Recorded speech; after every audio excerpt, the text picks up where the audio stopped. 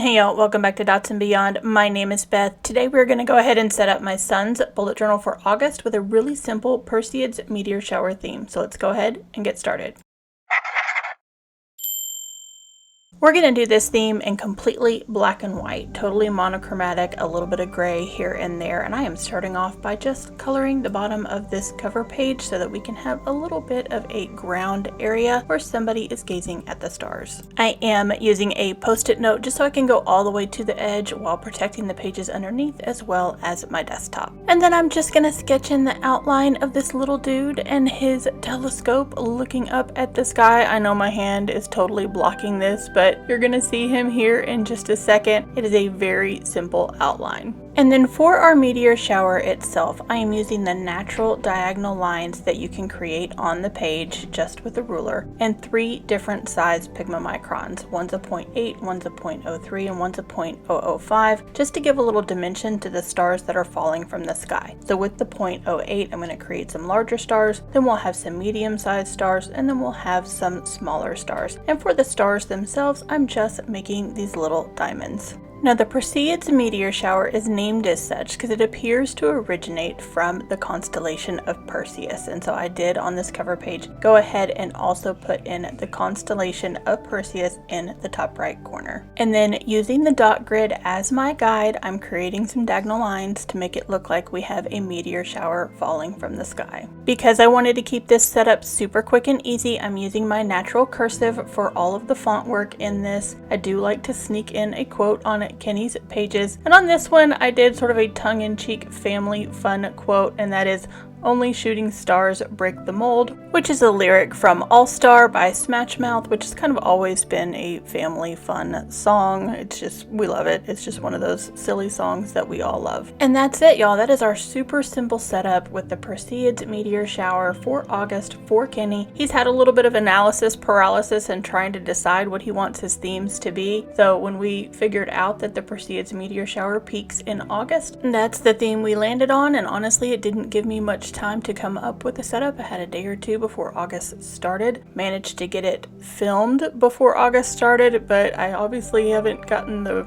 voiceover done until now, so we're getting it up a little bit late. We're gonna go ahead and move on to his calendar, using many of the same elements we just did in the cover page as well. Not only does August mark the astrological event that is the Perseid's meteor shower, this particular August also has 2 full moons, so I thought it would be fun to go ahead and mark all of those astrological events on this calendar for him. While I'm doing that, let's learn a little bit about the Perseid meteor shower. The Perseid meteor shower has a rich history dating back to ancient times. It is one of the most famous and consistent meteor showers, occurring annually from late July to mid-August. The Perseids are associated with the comet Swift-Tuttle, discovered in 1862. The ancient Chinese and Japanese first recorded the Perseids around 36 AD. Over the centuries, various cultures observed and associated these shooting stars with different mythological events. However, it was in the 1830s that astronomer Adolf Quetelet identified the Perseids' annual recurrence and linked them to Swift-Tuttle. Today, the Perseid meteor shower is widely popular among stargazers and skywatchers due to its high activity and bright meteors. The shower typically peaks around August 12th when the Earth passes through the densest part of Swift-Tuttle's debris trail.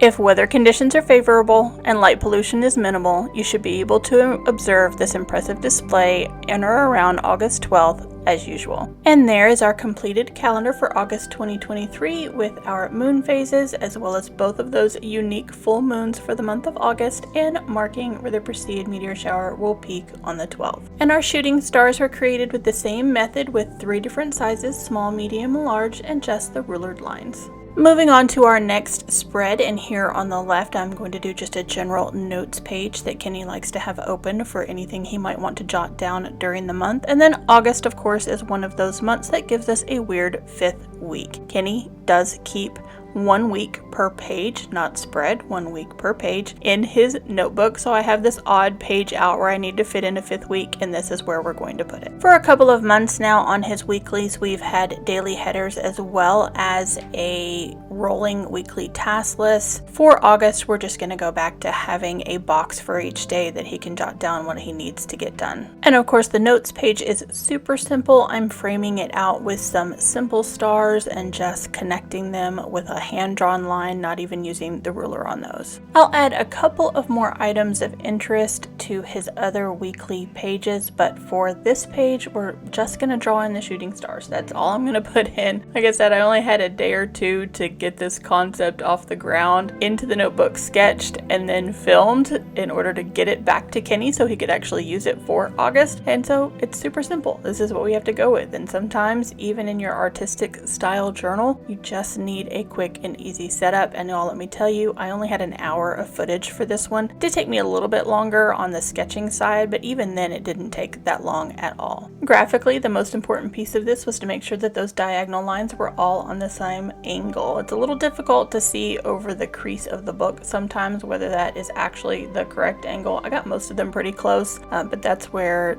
the big impact lies with the shooting stars, is that they're all coming in at the same direction. And of course, having a couple of different sizes so that some of them look like they are larger and closer to you, and some of them look like they are tiny and a little bit farther away. And that is about as super simple as a weekly setup can get. Those particular boxes are 8 dot grid spaces across and 12 dot grid spaces down. And now we have 2 more sets of weeklies to set up. This is where I enter into what I call the lather, rinse, repeat mode of setting up a monthly setup, and that I'm going to make these weeklies look essentially very much the same. The boxes are going to be the same height, the same width. I'm going to have the same number on the page. I just rearrange them so that I can put the art in a different place. So in this particular spread, I have put them on the left edge, the bottom, and the right edge, which leaves me a place in the top center for the artwork. For consistency, I'm using the same gray Tombow for the header as well as my natural handwriting. For the art piece on this page, I'm sort of recreating our cover page in that I'm having the shooting stars come from the Perseus constellation. Only this time I'm actually going to outline the Perseus constellation. Perseus, of course, being the son of Zeus who defeated Medusa, and so the constellation actually, when it is outlined, has Perseus holding Medusa's head. It's just a way of keeping our Perseid Meteor Shower theme with also giving a nod to the actual Greek mythology where the Perseus constellation originated.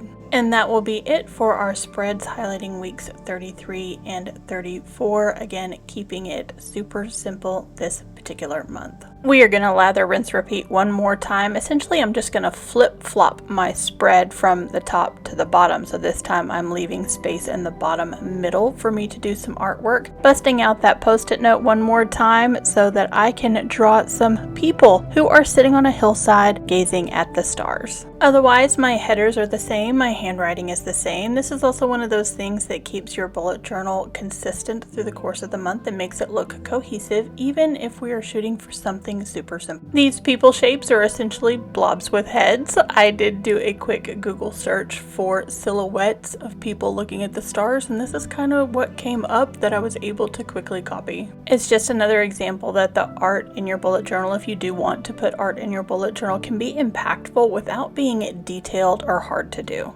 Of all the setups that I've done for myself or for my son Kenny, I honestly think this is the one that is probably the most simplest and can be recreated by anyone. Honestly, the most difficult piece? Rulering lines. Rulering lots and lots of diagonal lines. Now for the other pages, I had been writing in the week numbers down at the bottom, and so I got out my white gel pen to write in the week numbers again. It was skipping a little bit. Obviously I need to get a new white gel pen, but I got them on there a little okay, and we're ready to move on to the final spread. This spread always gives me an opportunity to put some artwork down the middle. Kenny likes to have a playlist in his journal for what he's listening to each month, as well as a reflection page. So for the artwork on this page, we are putting it down the center, and I'm adding a little clip art drawing of an observatory. For the playlist categories, we're keeping it consistent, and I just used the large version of the same diamond-shaped stars. And while I had that pen in my hand, I went ahead and did the shooting stars in the center that needed to be that size as well.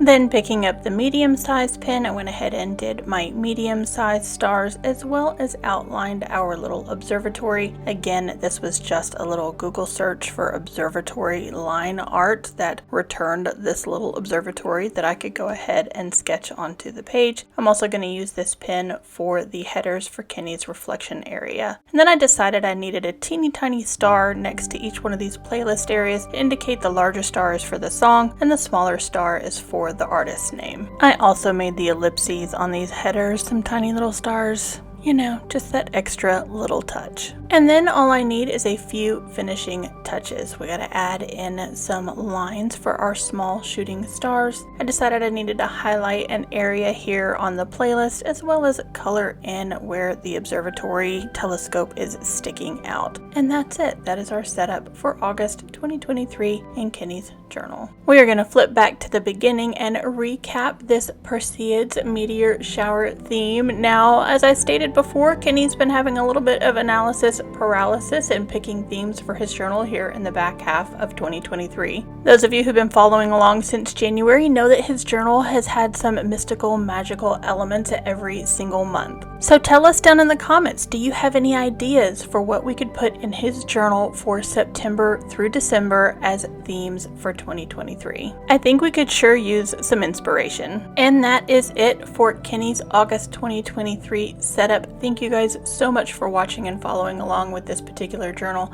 If you like this video, you know what to do. Give it a thumbs up, subscribe if you haven't already, and I will catch you in the next one.